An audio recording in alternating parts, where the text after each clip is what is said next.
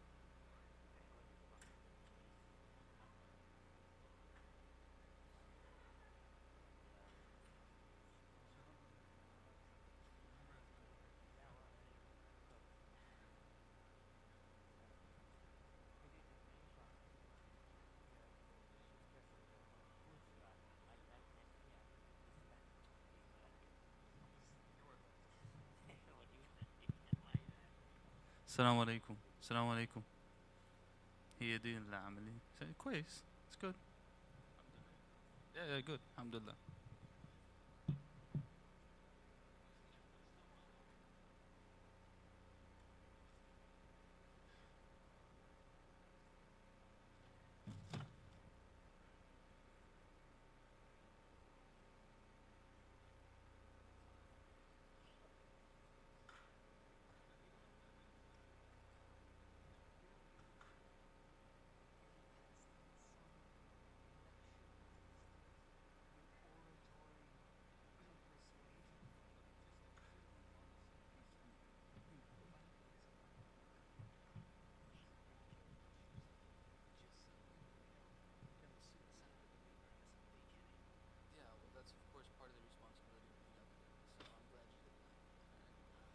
Okay, Bismillah.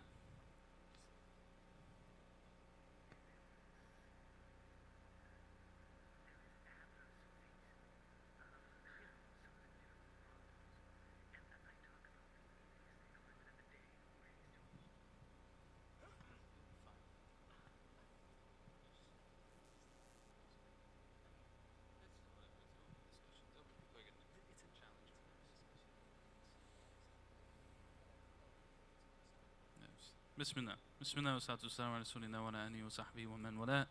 So welcome everyone to this program. Alhamdulillah, it's a pleasure to have all of you here on a Friday night and also to have Omar with us. I'm going to give a brief introduction to Omar that will probably embarrass him, and then we'll move on from there inshallah. So I am, when I was in Egypt, I started hearing about this person, Mortimer Adler, who was kind of like the inspiration in some ways for this talk.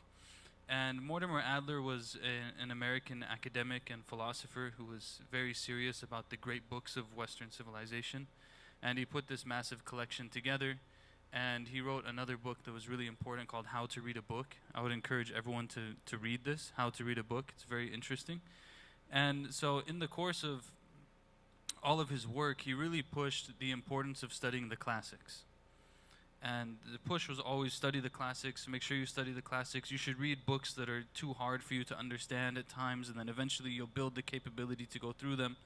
And a lot of this obviously then was played out in reading old books of philosophy and so on. Now, move that to the side a little bit. Second point is that the model and kind of method of reading the classics and traditional liberal arts education is also parallel to traditional Islamic education.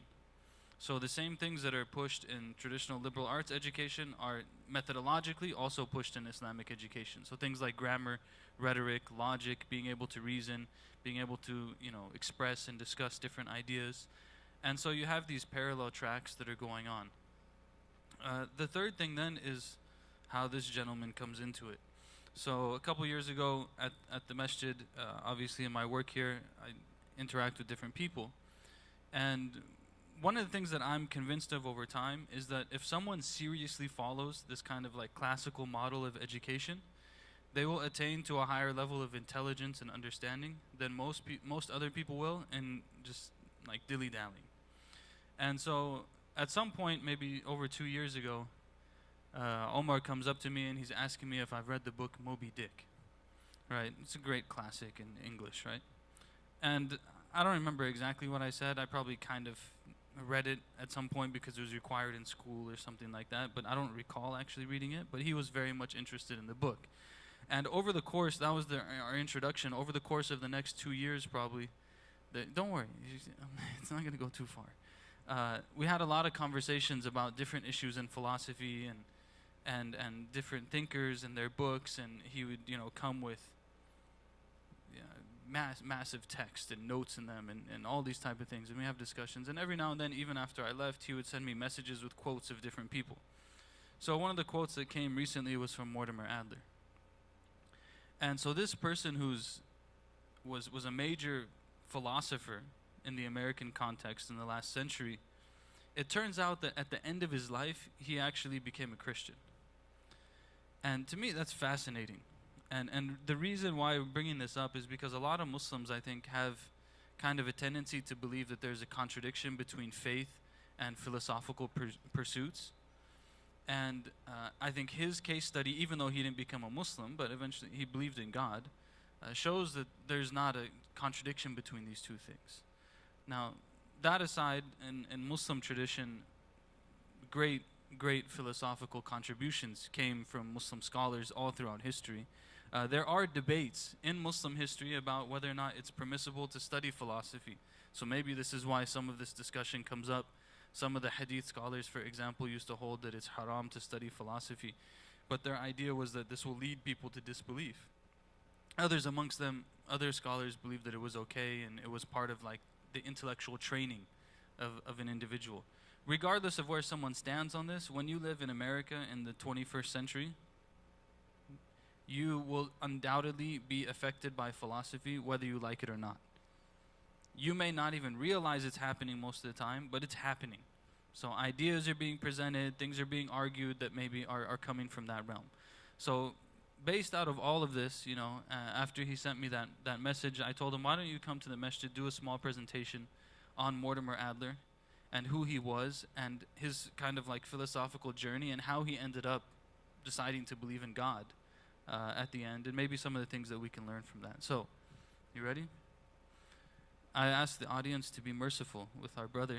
MashaAllah, this is his first time giving a lecture in front of an audience, I think, of this size. Probably. First time in the Musalla.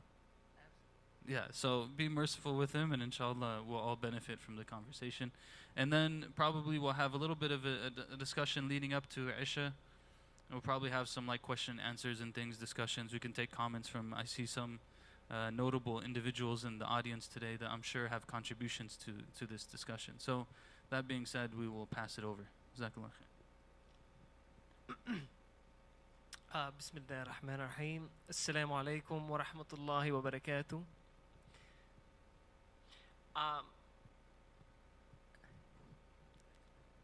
Oh no, I'm alright. This is this Tony Bennett thing is good. I like this. It's a good fit.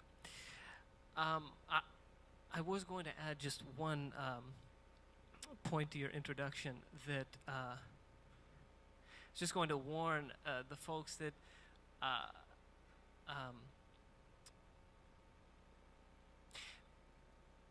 philosophy. It wasn't until the modern era that philosophy took on this secular ethos, and that's why it gets such a bad rap. Classical and medieval theologians held philosophy as they call it the handmaiden of theology. Philosophy was, the superlative tool, intellectual tool, to really think through in a clear and concise way theological truths. So it wasn't until our modern time and Adler so greatly pinpoints the philosophical errors errors in thought which modern thinkers have made from David Hume onwards. So we need to think of philosophy as a method like science. There's nothing intrinsically anti-theistic about philosophy. Okay, here goes. Thank you for the kind introduction and the kind invitation to be here today. The theme of my lecture tonight is the God-haunted paganism of Mortimer Adler. Who is Mortimer Adler? Why should we care? And what is meant by God-haunted in this context? Working in the last century, Adler was a prolific author, expert philosopher, and revolutionary pedagogue who spent nearly an entire lifetime preoccupied with that very first, very elementary preamble to all faith, the question of God's existence. It's an extremely interesting biographical note, one that Brother Diwan pointed out, that although Adler affirmed the reasonability of the reality of God and assented to the intellectual truth of God's existence from the young age of 21, he in fact did not believe in or accept God into his life until the age of 81. Forgive me, I'm a bit sick. Might be obvious, so I'm working with this cough. At first blush, especially given our theistic sensibilities, this may come off as quite puzzling. How can one simultaneously affirm God's existence with one's intellect but deny him in faith? Is this not a plaguing paradox of the mind? What a stupendous case of cognitive dissonance, we might think. Was Adler's nearly 60-year paganism simply the result of arrogant disingenuity? The answers to these questions will, I hope, become clear as I proceed with the lecture. While most men may recoil in fear at the prospect of death, divorce, or drug addiction, Mortimer Adler had a greater fear, that of becoming misologic, or of harboring a dislike for argument. Argumentation and dispute of the logical and rational kind, not the rhetorical and sensational kind, was for Adler the sustaining lifeblood of a master mind and the wellspring from which all serious intellectual engagement springs. This unrestrained passion for questioning and extreme impatience with those temperamentally ill-disposed towards argument was to make Adler a contentious anomaly within the academic community. In his autobiography, Adler recounts an amusing instance of his unruly academic behavior as an undergraduate. I quote, "I would get so vehemently excited by my disagreements with what another one of my teachers had said in class that my professor one day met me at the door and recommended that I not attend this session today because of my argumentative excitement was too disruptive." Stories of the negative consequences stemming from his youthful zeal and intense passion for learning fill the pages of his autobiography. One example, during his years as a professor of the University of Chicago, the dean of his department approached him with the suggestion that he become a candidate for a PhD, to which Adler immediately declined and said, quote, "I do not want the degree as a badge of academic merit." Adler's social rambunctiousness and intellectual impoliteness proved antithetical to his future in higher education, as he would come to receive numerous complaints from both students and faculty for his, quote, pedagogical sadism, a kind of Nazi in the classroom. Albeit extremely parochial and paternalistic, I myself could not but help sport a wide grin when I read that Adler had forced upon his students, when I read what Adler had forced upon his students during one undergraduate seminar in 1936. Thanks so much. So, this is Adler recounting what he had forced upon his college students one seminar in 1936. I quote, "One year I announced that I would not move a page beyond question 2. Question 2 here, Adler refers to the section in Thomas Aquinas' theological treatise, question 2 argued for God's existence. I would not move a page beyond question 2 until I had succeeded in persuading every student that the existence of God could be demonstrated by one or another of the proofs advanced. So I said, so much for no compulsion in religion. One by one, they gave in either from some measure of conviction or more likely from weariness and boredom with the protracted process, unquote. But all of this did not move Adler into submission. Rather, he was to forge a highly idiosyncratic, critical, and reflective career as a public intellectual. His destiny was to be made far from the sounds and fury of the ivory tower. So I'm going to take the remainder of my time this evening to explore what my title referred to as Adler's God-haunted paganism. Specifically, Adler's approach to the questions of God's existence, his positive and negative philosophical conclusions, and what the believer may take away from such an inquiry. In order to best understand the process and determination of Adler's philosophy, I feel it important to discuss very briefly the intellectual climate, context, and ruling opinion dominant at the time. In an age of moral and cultural relativism, scientism, reckless pluralism, and soft nihilism, the loss of divine reverence and care for the sacred was surely to impact many a great thinking man. UC Berkeley professor and philosopher John Searle, in his book Mind, Language, and Society, captures the prevailing attitude of the contemporary intelligentsia. I quote, "Nowadays, nobody bothers to attack religion, and it is considered in slightly bad taste to even raise the question of God's existence. Matters of religion are like matters of sexual preference. They are not to be discussed in public, and even the abstract questions are discussed only by bores." He goes on, "I believe that something much more radical than a decline in religious faith has taken place. For us, the educated members of society, the world has become demystified. The result of this demystification is that we have gone beyond atheism to a point where the issue no longer matters in the way it did to earlier generations." Adler himself was indeed struck hard by this caustic zeitgeist, but fortunately for him, was able still to sense and understand the tremendous significance of the God question. The two most important questions any man could ask himself in life, Adler maintained, is, quote, "Why does anything at all exist?"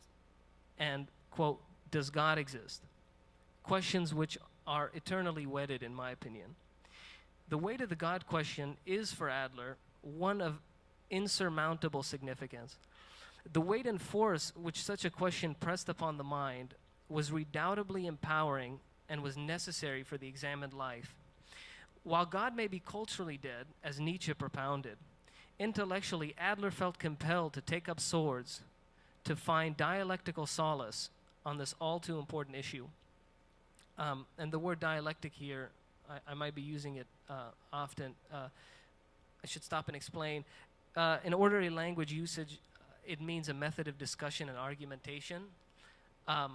Philosophically, it's more the formal exchange and inquiry into metaphysical principles. So when something is dialectically effective, as for example, Al-Ghazali believed the Kalam cosmological argument to be dialectically effective, it just means that it is rationally persuasive to the reflective mind. Adler writes, quote, "It was through my study of philosophy, not through religious observances and rituals, that I became interested in God as an object of thought, not as an object of love and worship." Unquote. Naturally, as a philosopher directed by rational considerations alone, Adler sought to pinpoint where on the spectrum of rationality did faith in God stand.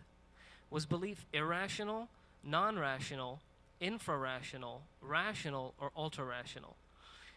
Studying and investigating the sea of philosophical theology to find an answer, Adler was shocked to encounter so many explicitly anti-theological works which either purported to demonstrate the non-existence of God by dint of reason and scientific evidence, or that all positive theological arguments affirming God's existence failed.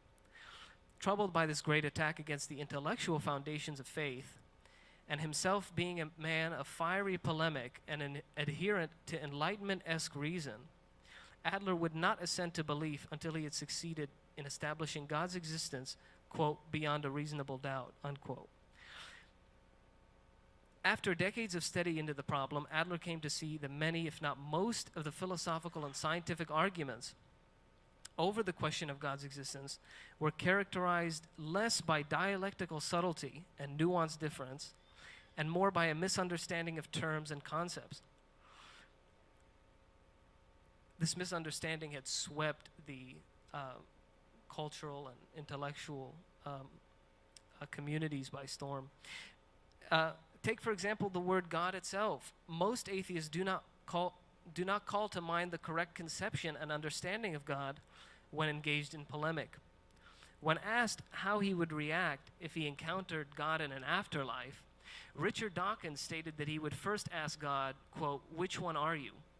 unquote, implying that the God of Abraham should stand as one God besides a host of other deities, such as Zeus, Thor, Brahman, and Vishnu.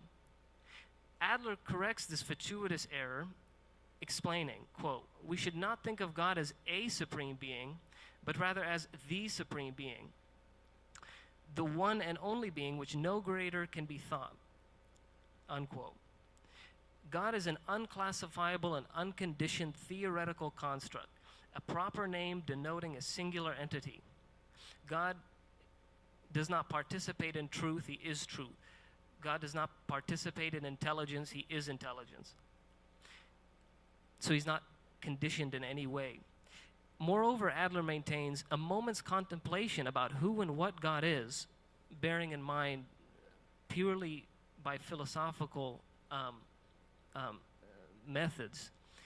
Adler points out that any reflective thinker will notice that if such a being is held correctly in one's mind, such a notion will necessarily entail the correlative notes of omnipotence, omniscience, immateriality, incorporeality, eternality, and immutability.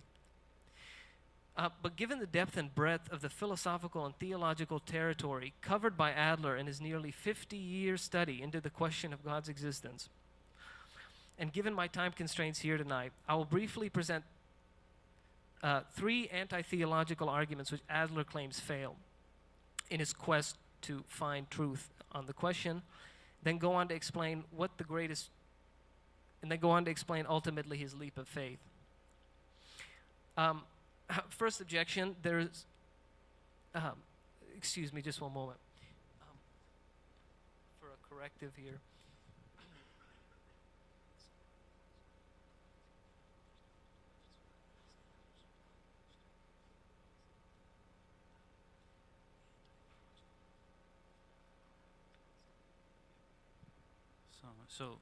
So there's obviously what he's presenting first is the argument, it's the anti-theological argument. So it's the argument against the existence of God, and then Adler's reply.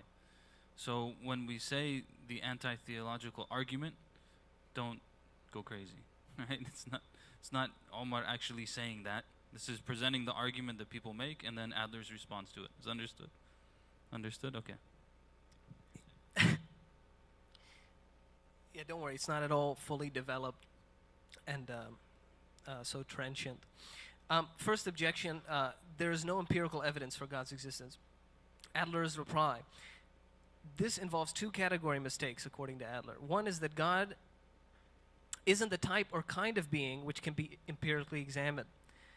Two is that the methodological tools open to the scientific enterprise is de facto inapplicable when it comes to God. The question of God is a metaphysical question involving logic and truths of reason. Objection 2, science explains existence better than God. Adler's reply, also a category mistake, and similar to the first objection. The question of how things originate out of other things that exist is a job for science. The study of becoming, not being. But that's not the question of existence in itself. This is an ontological question. And 3, the problem of evil and suffering. Adler's reply here. This is a very shortened reply, but I think it suffices. Oh yeah. I did not do that. Okay. Okay. So Jamaal just asked me if I could explain a little bit what the problem of evil and suffering is. The problem. It's basically a charge against religion or a God who is supposedly merciful and kind, and they appeal to suffering, pain, torture, other bad things in the natural order to attempt to disprove God's existence. So already I think we can see where the problem lies in that. Adler replies that, for one, there's an emotional problem, not a logical one. It attempts to discredit religious belief but cannot disprove it. This goes for any appeal to mythology or historicity of faith.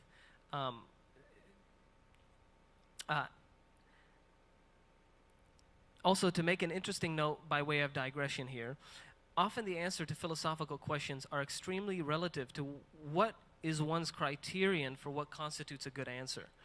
Thus, the problem of evil both need and need not be a serious problem.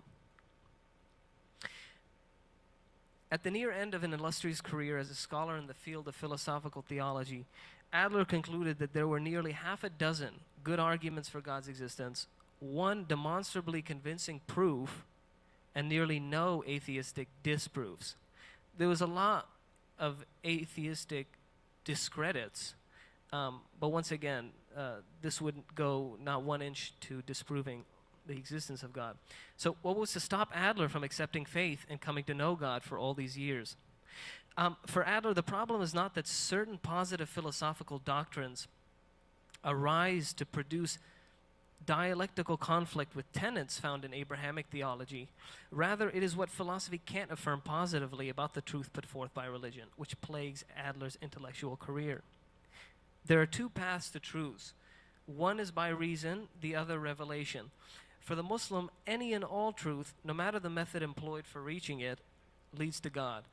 In fact, as I said, God is truth. The crucial misstep for Adler was that accepting and affirming the sovereignty of reason prior to belief also meant that the latter hinged on the dictates of the former. This fact, that reason is the judge of revelation in the first instance, does not, however, mean that reason will retain its sovereignty after it has been married to revelation.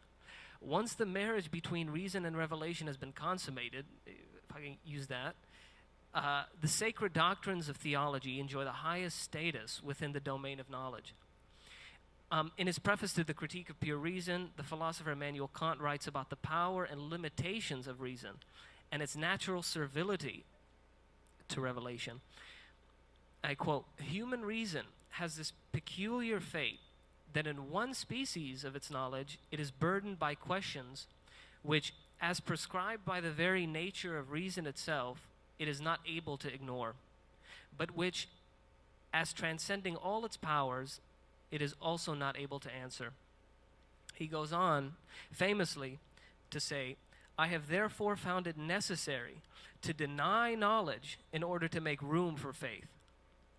While Kant humbly accepted the ceiling placed over man's reason by God, placed above man's reason by God, Adler was left dislocated. Reaching the stage of final choice and decision, as Adler was now convinced of the great reasonability of belief in God, Adler made a startling confession. He came to a realization that, quote, "Philosophical theology may carry one's mind to the edge of religious belief, but to the near edge of a chasm that can only be crossed to the far edge by a leap of faith that transcends reason." Adler understood that there was a connection, relation, and understanding of God which he was totally unaware and ignorant.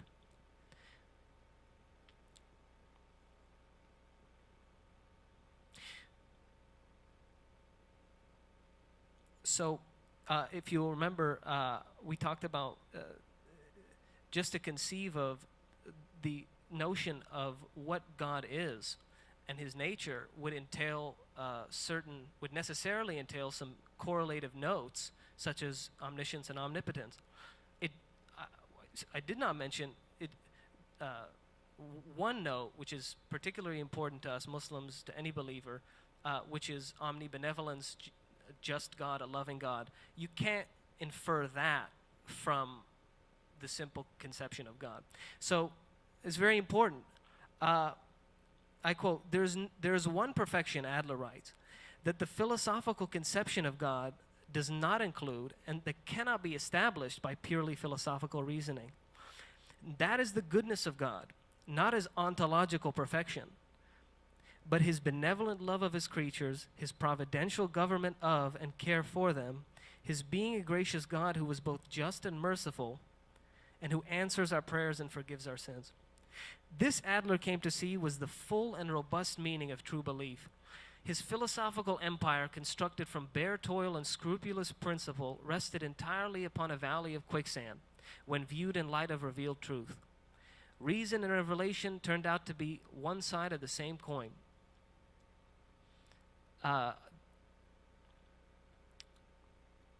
So here was the vast area of spiritual, aesthetic, and psychological bliss, which Adler was for so long deprived. The God of reason, or the God of the philosopher, as Adler had previously worshipped, quote unquote, is spiritually vacuous and unworthy of worship, a piece of intellectual furniture. The cold, bloodless, and plastic philosophical conception of God may give one reason to affirm a deistic sort of God.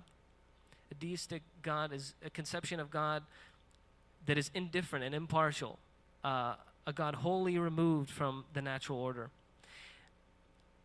But of course, this would get rid of, yeah. Oh, yes, absolutely. Are we out of time already? Okay.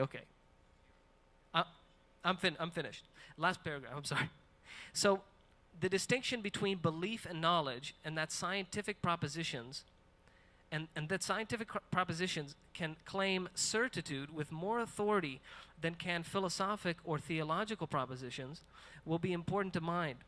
Adler, at the end of his long life, came not only to affirm the reality of another kind of certitude, namely the certainty of God's providential guidance via religious faith, but also engage intimately with it. The logical, evidential, perceptible, and empirical certitude which governs the scientific enterprise is contrasted, Adler notes, with that spiritual and esoteric fitrah which gives certitude to the religious enterprise. After coming to God in belief and faith, Adler writes, quote, "Reason can build a bridge, but it cannot carry anyone across to the other side," unquote. Truer words were never spoken. Faith, Al-Ghazali wrote, is a light that God, the sublime and exalted, casts into the hearts of his servants with his bounty and grace from his presence. Thank you. That was long. I'm sorry. That was terribly long. I'm sorry. Yeah, go ahead.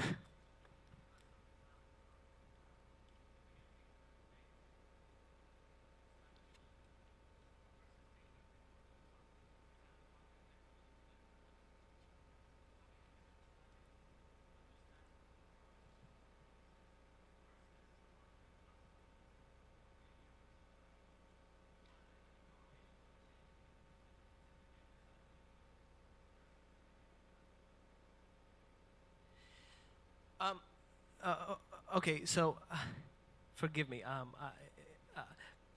If I understood you correctly, your question was concerned with the possible incompatibility or contrary objectives of or an outlook of philosophy and religion, or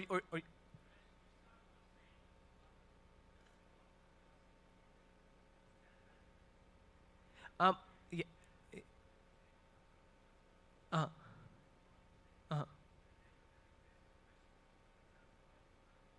Uh-huh. Oh yeah. No, a poll has been done, and like I said, the John Cyril quote about, it's almost disingenuous to even bring up God in academic circles. That's how bad it's gotten. The kind of apathetic view towards God in philosophical circles. Yeah.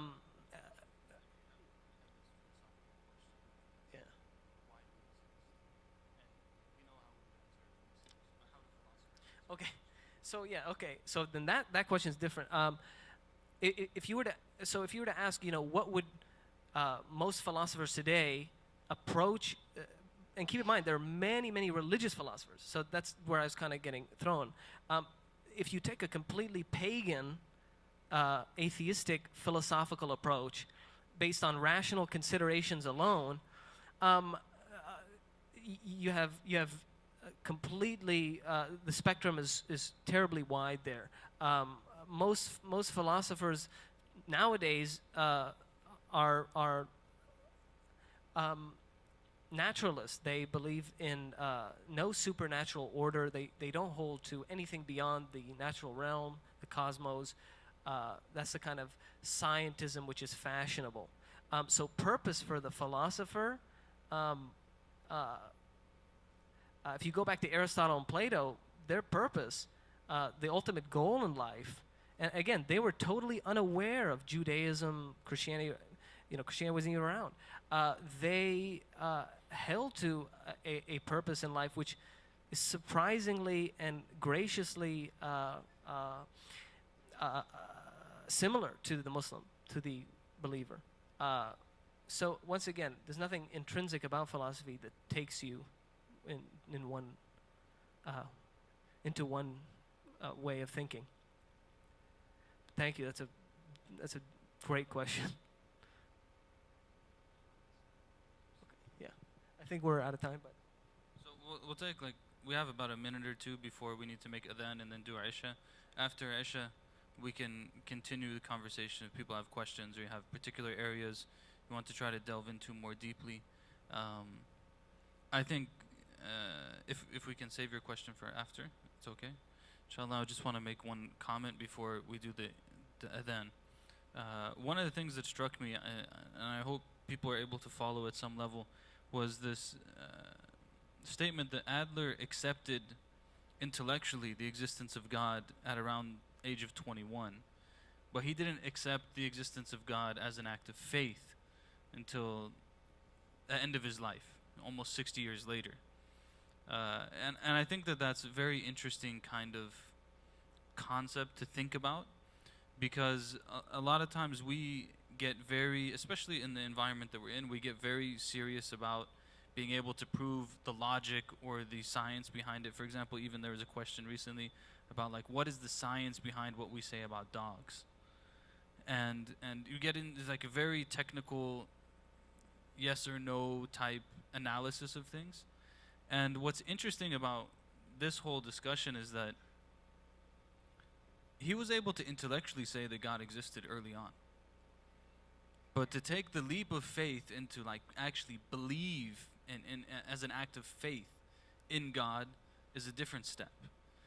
And this is something that definitely we see also in the Islamic viewpoint. You have, for example, in Surah Al-Hujurat, I think it is, قالت الأعراب آمنا قل لم تؤمنوا ولكن قولوا أسلمنا. This verse, the Bedouins, they say, we have believed. And the verse, Allah commands the Prophet ﷺ, tell them you have not believed, but rather say you have submitted. وَلَمَّا يَدْخُلَ الْإِيمَانُ فِي قُلُوبِكُمْ, because Iman has yet to enter actually into your hearts. So there's this idea actually that these people acknowledged the existence of God and they submitted to the guidelines that God has given them for living their life, but they have not actually realized faith yet. And that this is to realize faith and to actually the consequence of submitting to God, and what that light that was mentioned in the end that Imam al-Ghazali talked about, that faith is this light that Allah puts in the heart of the believer, is actually kind of usually a second step. It's a whole different world, right? So this is why when we talk about Islam, we talk about, for example, I always say people need to learn, they need to do this and this and this. Learning will only take us so far in the end. There's a submission to Allah, following the teachings of Islam, submitting to the teachings of Islam, seeking Allah and His aid in our spiritual journey, that also actually is extremely important to take us beyond Adler at 21 to where Adler was at the end of his life, because there's a spiritual progression there. So we'll stop here, inshallah, for the adhan, and then we can continue with some discussions and questions if people like after the sunnah prayer. after Isha, inshallah. Jazakumullah khairan. And thank you to Omar on behalf of everyone for preparing these thoughts. 10-page essay, mashallah, it's pretty good. Alhamdulillah. We can continue after the salah, inshallah. Jazakumullah khair. We'll just move this back. I have your questions here too.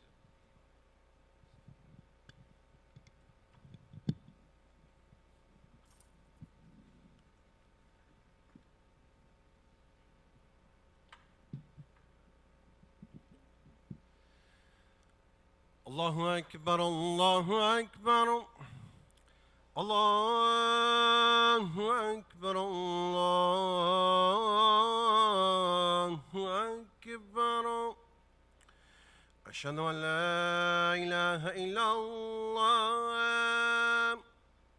أشهد أن لا إله إلا الله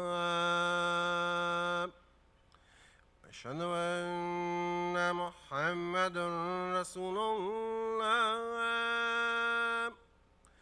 أشهد أن محمد رسول الله حي على الصلاة حي على الصلاة حي على الفلاح حي على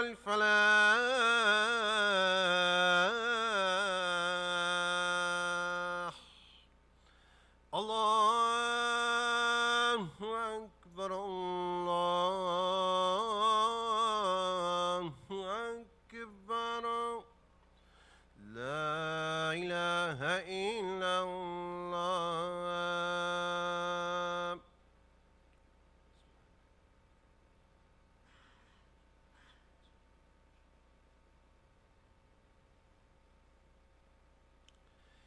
الله أكبر الله أكبر أشهد أن لا إله إلا الله أشهد أن محمدا رسول الله حي على الصلاة حي على الفلاح قد قامت الصلاة قد قامت الصلاة الله أكبر الله أكبر لا إله إلا الله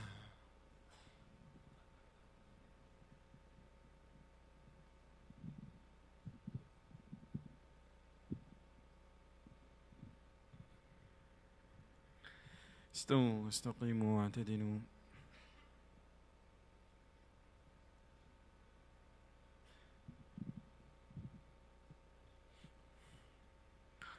الله أكبر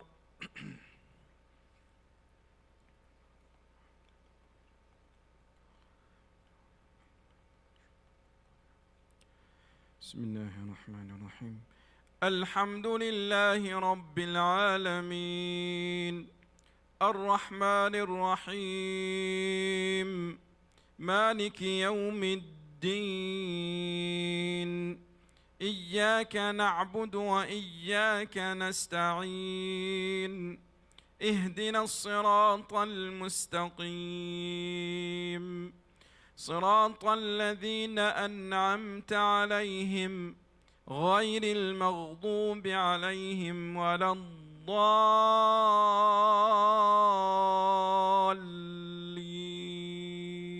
الضالين آمين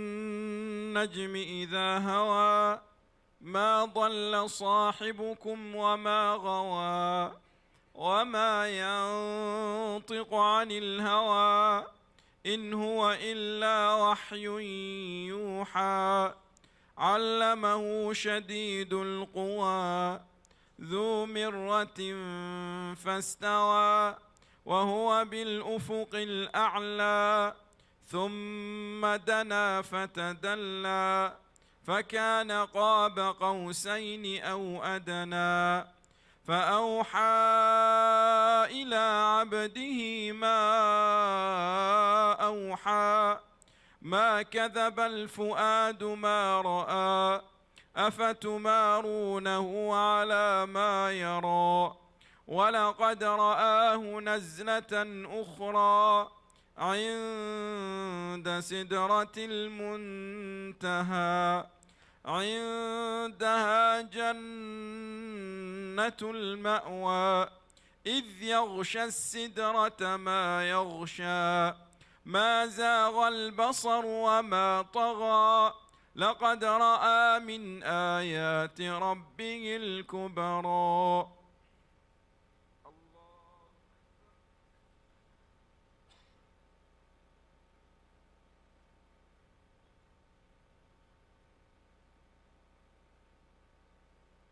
سمع الله لمن حمده.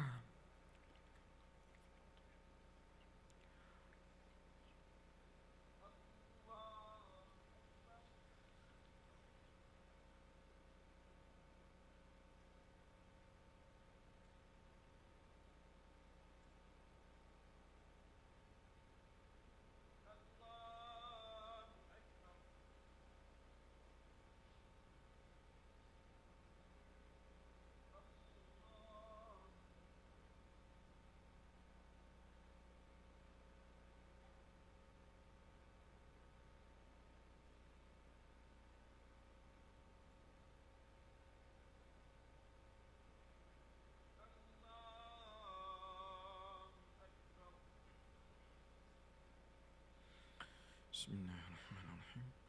الحمد لله رب العالمين الرحمن الرحيم مالك يوم الدين إياك نعبد وإياك نستعين اهدنا الصراط المستقيم صراط الذين أنعمت عليهم غير المغضوب عليهم ولا الضالين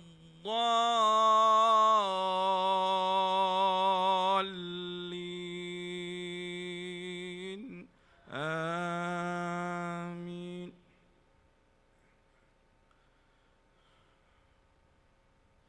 إن الذين لا يؤمنون بالآخرة ليسمون الملائكة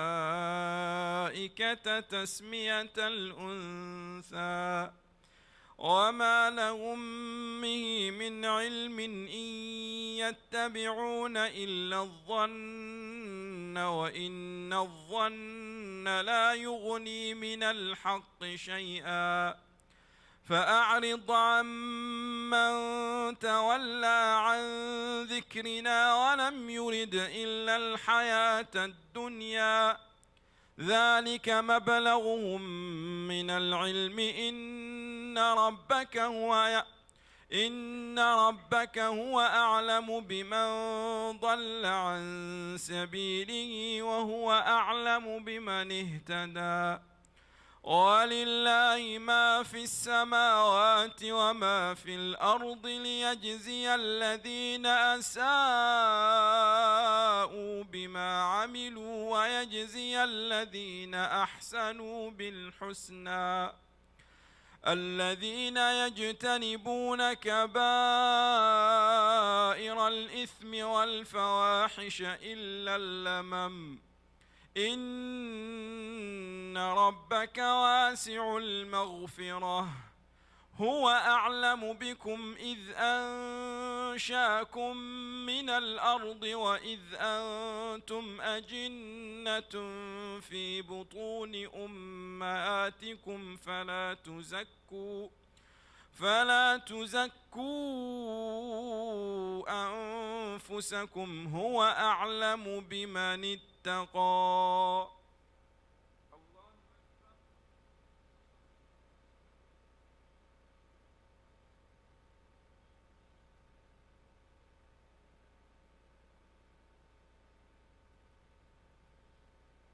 سمع الله لمن حمده.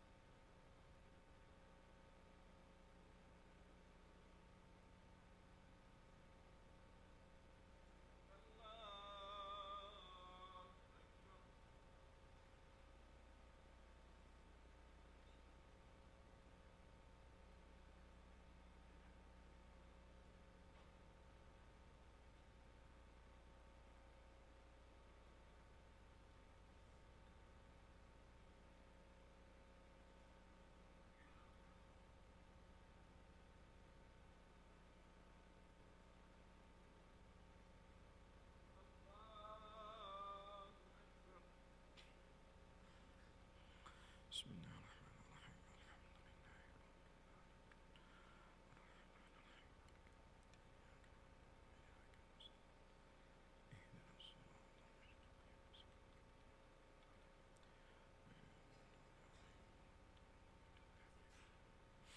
الله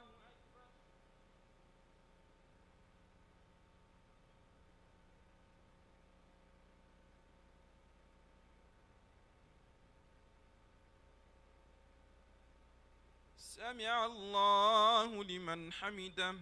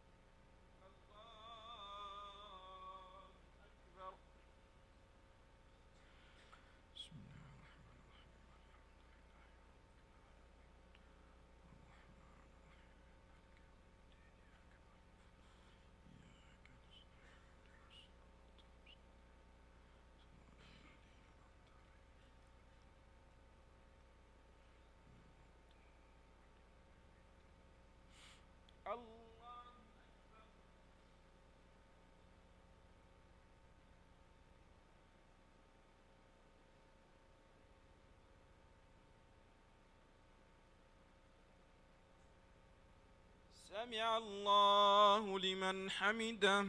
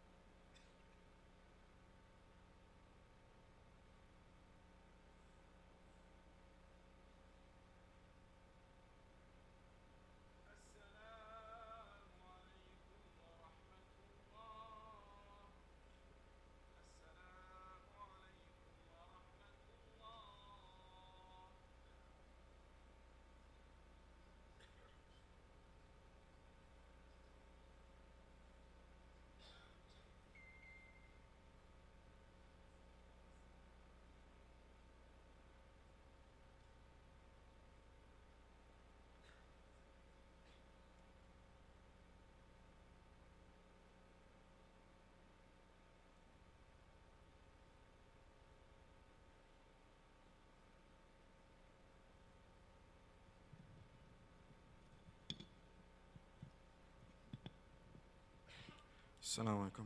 There's a dua request from my brother Shaukat Ali. He's right here. his mother-in-law passed away today in Bangladesh, so he's asking to make dua for her, inshallah.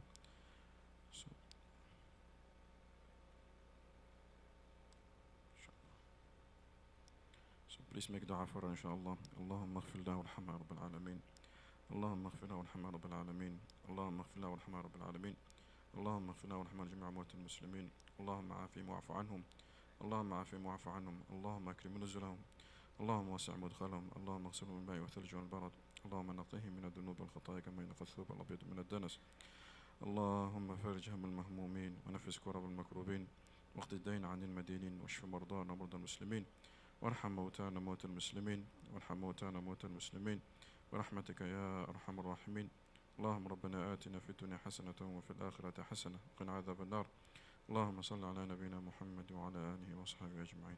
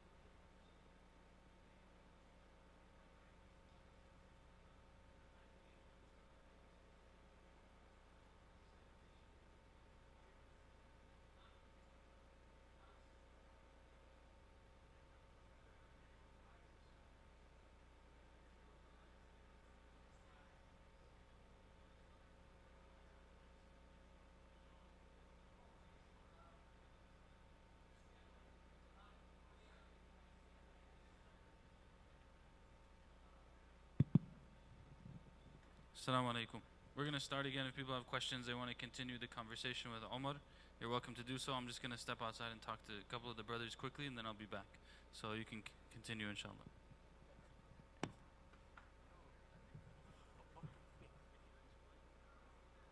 I need to explain it in detail.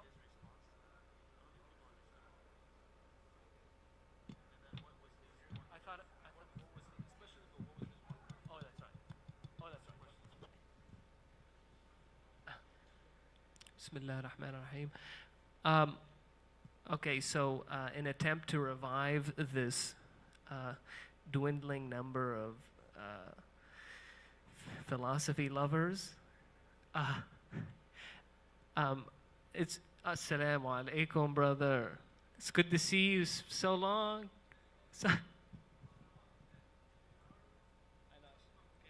I'm taking advantage. Okay, inshallah.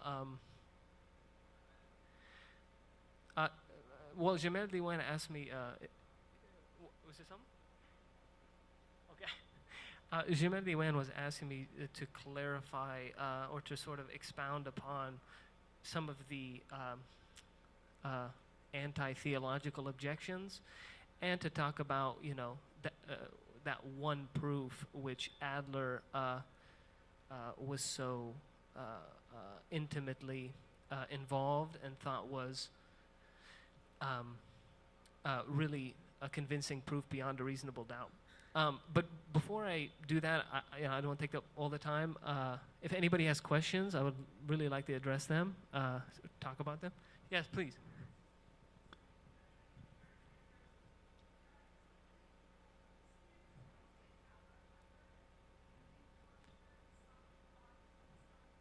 Oh,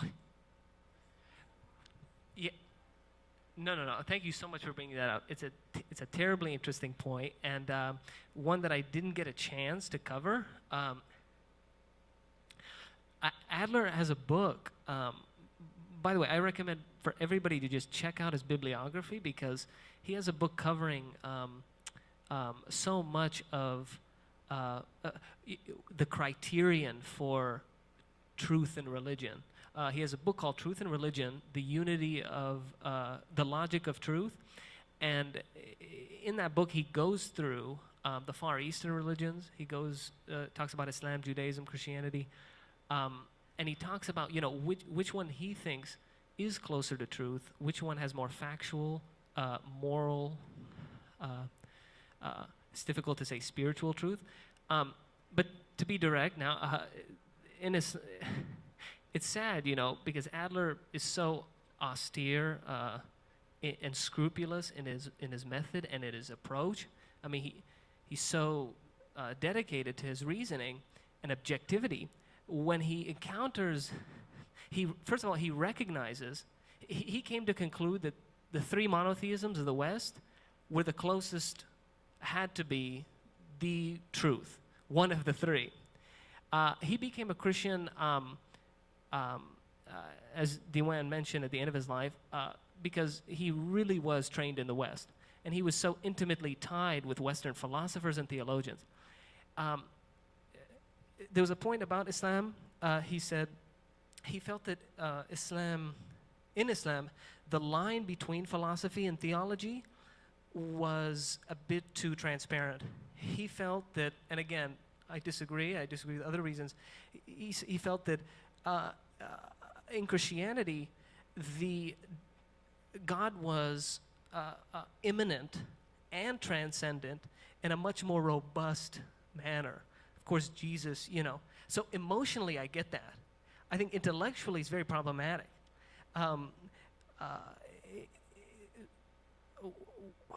Let's see. So again, he's very sparse on the reason he gives. He doesn't sort of have clear-cut lines, but he did encounter Islam, and he felt that it was too complete. There was not enough mystery. It was too explained. And it's right. I mean, it's so funny because Adler himself is this objective man looking for clarity, and it's very interesting. So there, yeah. I'm sorry. So was your question?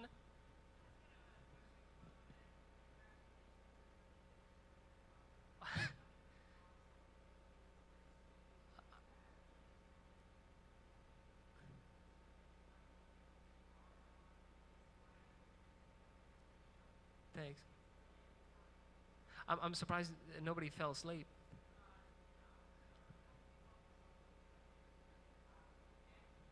Thank you so much. That's really meaningful.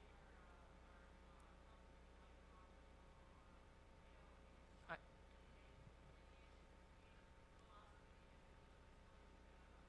yeah, yeah. Uh-huh.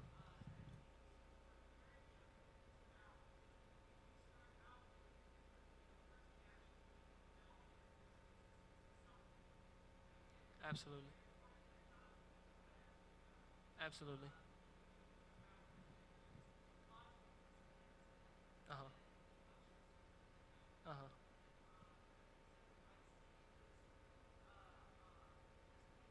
Y- yeah.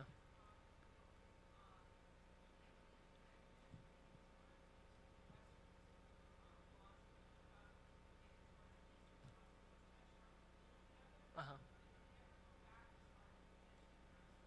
Uh-huh. Did, did he ever cover their uh,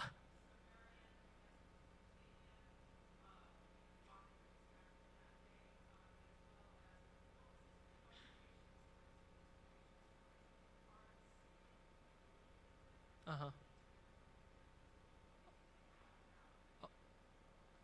Um okay, to address that last point first. I mean, in regards to, I briefly mentioned the mythological argument that was brought up.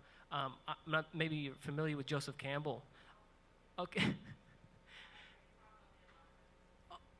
Okay. Well, then you'd be definitely teaching me. But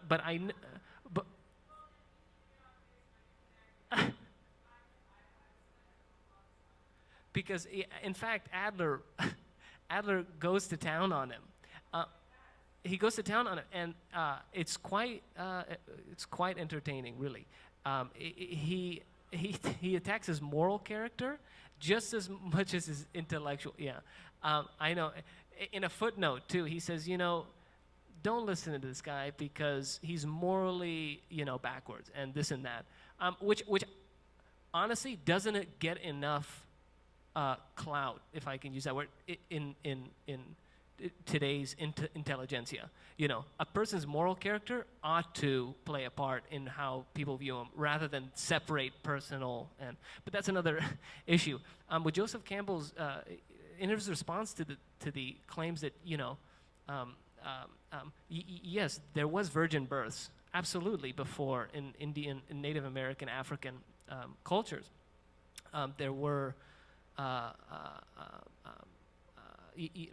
Creation myths, floods, Noah's Ark, and that sort. But, okay, he says, for one, that attempts to discredit, not disprove. Two, the extrapolation of evidence and subjectivity of the claims ordered towards the in the argument used by Campbell, he feels is a bit too fast and loose, but also can go another way. I mean, but like I said, my ignorance is showing here, considering Campbell's arguments. But he says it really doesn't hold intellectual, logical weight concerning the existence of God. I mean, Nietzsche, famously said that, all religion is,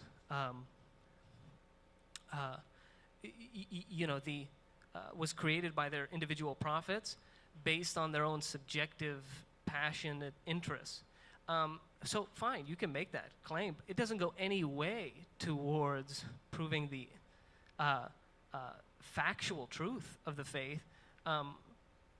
These are interesting theories. But again, you'd have to be a mythologist, in that field to really argue Campbell's point. But as a philosopher, Adler can only say, again, it attempts to discredit.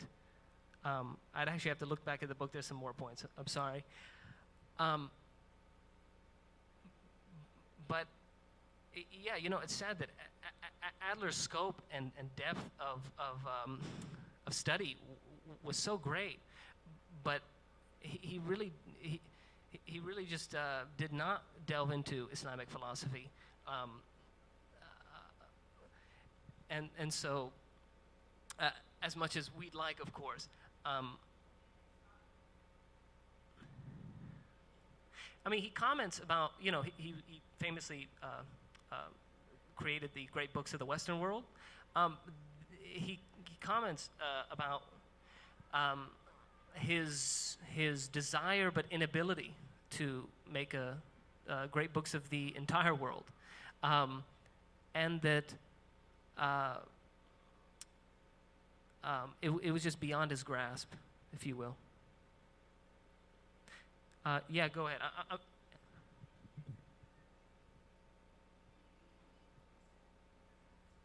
Uh-huh. Uh-huh. Uh-huh.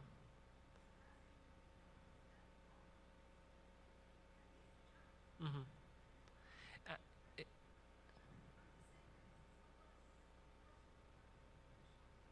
it's Allah's will. Absolutely, and Adler recognized he recognized that how can I say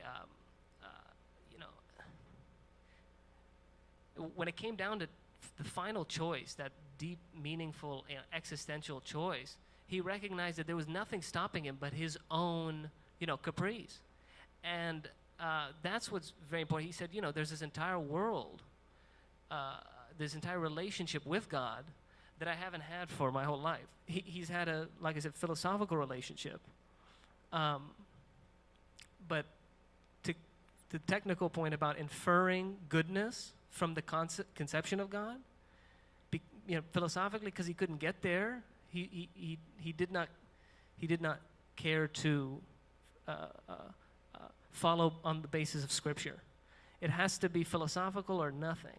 And just on the last point, I think it's important that I think that extreme rationalism, that extreme kind of rationalism, is just as destructive as extreme fideism or blind faith. Extreme, blind, unquestioned, because that's verging on superstition. And Adler, for a time, had that extreme rationalism, which befuddled that, what I was talking about, fitrah, that divine sense. It got in that way when you brought up so poignantly that there is that self-evidency of God that is so alive within everybody, and sometimes it gets mucked up, clouded, and so I think that definitely was the case with Adler. But like I said, there is so much we can learn from his austerity and getting to God intellectually, persuasively. Sorry for rambling. Okay. You guys have any questions there? Are we good? Okay. I don't know. Are we okay for now?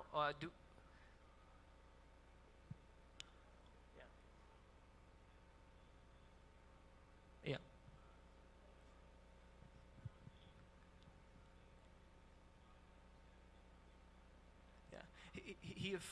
He affirmed the reasonability of belief in God.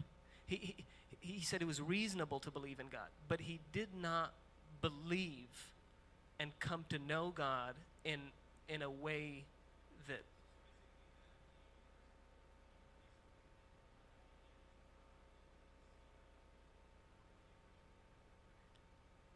yeah.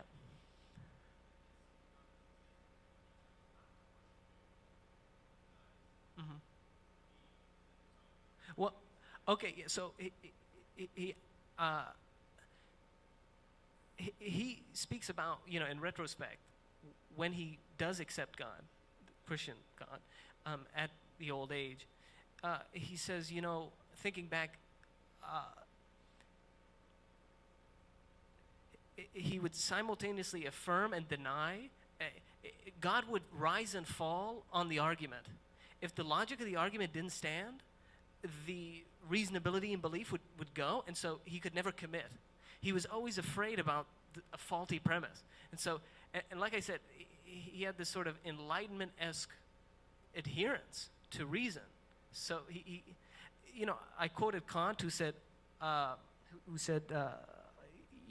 had to, excuse me. Okay.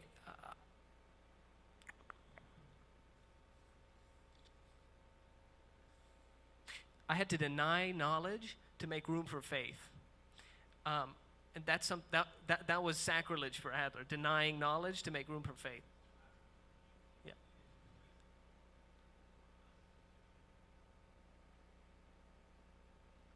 Why does he ask it, huh? Why are you the mouthpiece?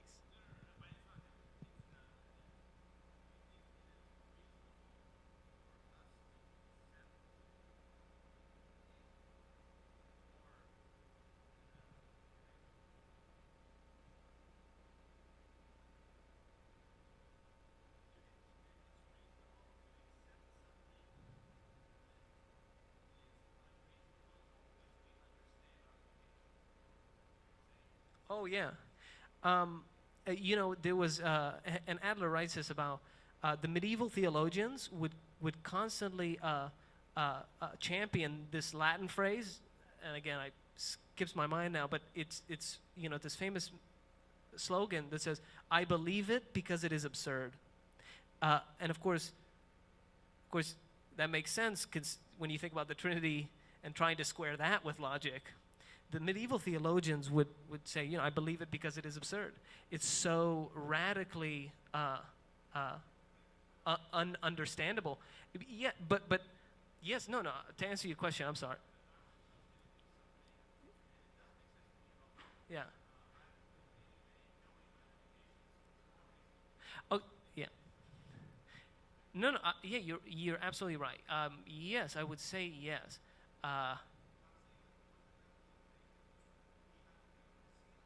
Yeah. Absolutely. Absolutely, he recognized the ceiling. Yeah, he recognized the ceiling of reason.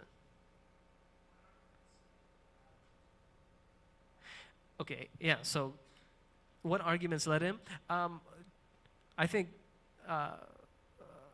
the one, just to bring up, because I didn't really touch on it, the one redoubtable proof, demonstrable proof, philosophical proof, Adler felt that really approved God was, it's traditionally called the argument from contingency. And briefly, the logic and metaphysics of it, it's quite in depth. I don't have myself so much together now, I believe, to put it together. But basically, it brings into question it calls into question the distinction between the radical contingency of the cosmos, of all being, and the superficial contingency of becoming.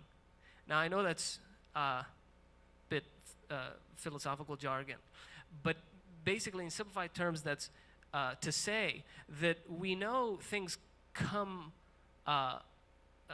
into, well, they...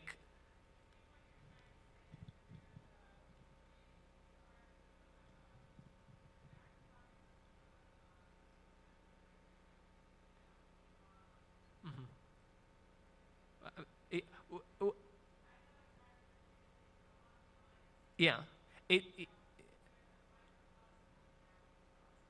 exactly. Well, see, the point is that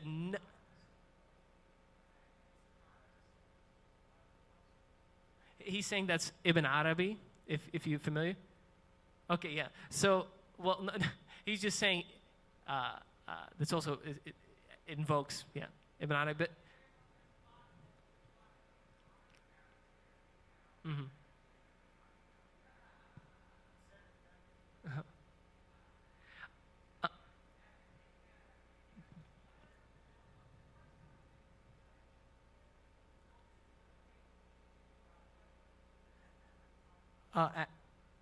Adler?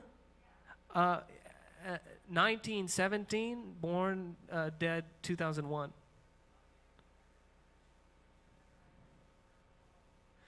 Yeah.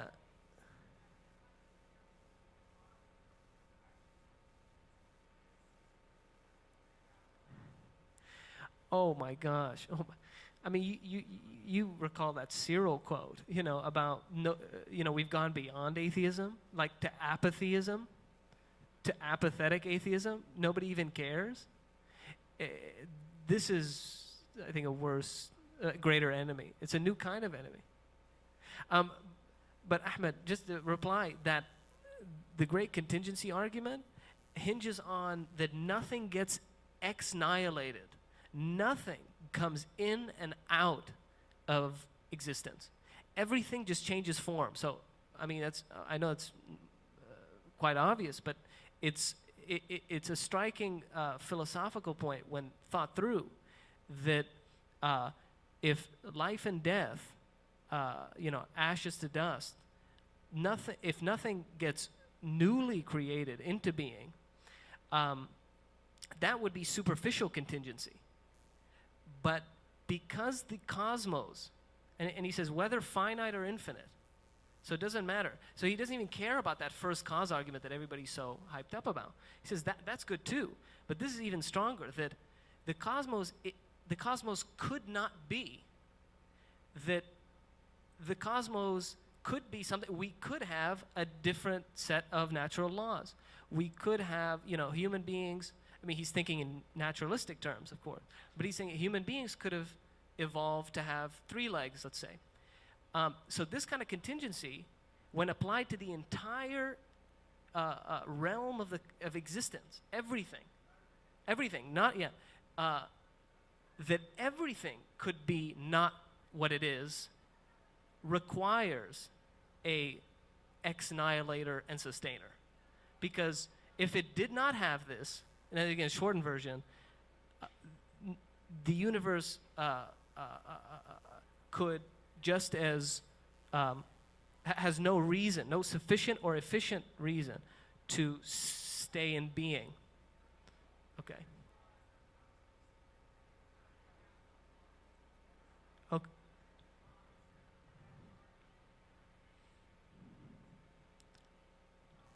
Uh-huh. Exactly. So you can appeal to the natural laws to explain superficial contingency. You can't to radical contingency, because you're presupposing the laws to explain what keeps the laws. So it's just begging the question there. You have to appeal to something outside of nature, something supernatural, and so it's only most reasonable. Okay, so we have to close. I'm sorry. Thank you, everybody. Okay, since there's a few people here, thank you to Omar for your time. One of the big things that was meant to be taken away is that one of the things that happens in modern Muslim discourses is people get some sort of like doubt put in front of them, and then automatically they want to leave their faith. And part of this philosophical discourse and the Muslim contributions to it, Western philosophy wouldn't exist today if it wasn't for Muslim contributions to it and preservation of it. So what's important, I think, to take from that is that example. The Muslims have seen this and they dealt with these questions and other theists as well have seen this and dealt with these questions for centuries upon centuries, and they didn't lose their faith. So you don't have to run away from faith so quickly. Yeah. Oh, it's a huge problem. It's a huge problem. So, You're right.